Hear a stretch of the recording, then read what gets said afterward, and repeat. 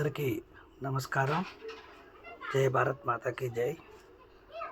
ఇప్పుడు ఈ రోజు నుంచి మనమందరూ కూడా యుద్ధ వాతావరణం నెలకొల్పుని అవకాశం దరిదాపుగా కన్ఫర్మ్ అయిందని భారత ప్రభుత్వం అనౌన్స్మెంట్ చేసి, యుద్ధం వస్తే ఎలాంటి పరిణామాలు వస్తాయన్నది అందరికీ తెలియాలని ఇప్పుడు మార్కెట్ డ్రిల్స్ కానీ అవన్నీ చెప్పారు.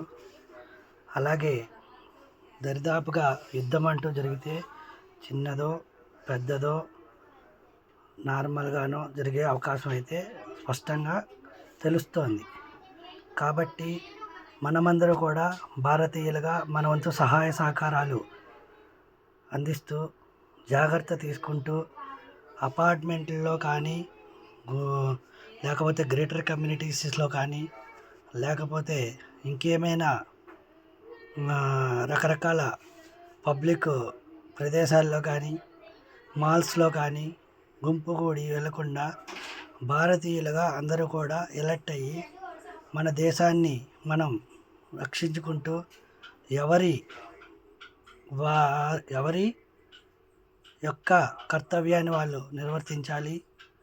జై భారత్ మాతాకి జై. జై హింద్.